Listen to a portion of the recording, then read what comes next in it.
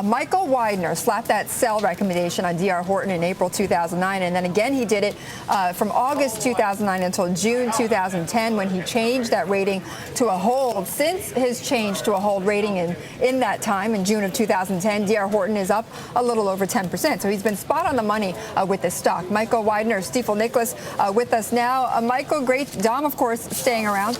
Michael, with this sell, first off, why did you downgrade, or why did you put that sell rating on D.R. Horton when others were actually putting in some buy ratings? Well, I mean, for us, it's really a question of valuation.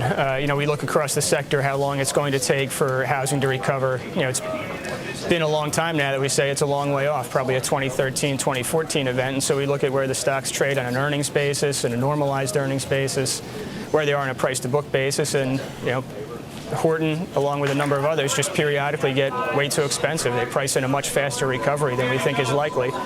And that's the catalyst for us putting sell ratings on them. Hey, Michael, it's Dominic here. When it comes to these home builders, is there a specific set of unique characteristics about home building stocks that makes picking tops and bottoms a little bit more of a more involved game than other stocks, so to speak? I don't know if it's any more involved. I mean, for this group, the problem over the past couple years, or at least the phenomenon for the last couple years, is they've established pretty consistent bottoms and tops based on price-to-book multiples.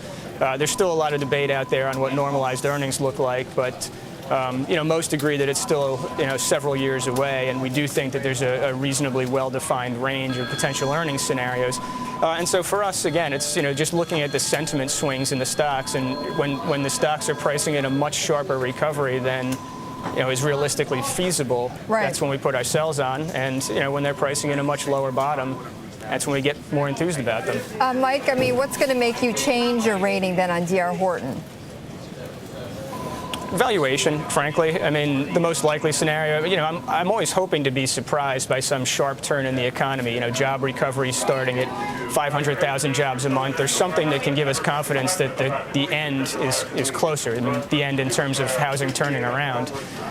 But all indicators are it's still a slow economic recovery, and it's still probably 2013, 2014 before we get back to anything that looks like a normal environment for these guys. So in the meantime, just waiting that the valuation gets down to a place where it's more appealing. Hey, Michael, we got a little bit of time here left. What makes one home builder stand out from another home builder? Why is D.R. Horton different than Lennar, different than say, a KB Homes? What do you look for in terms of differences there?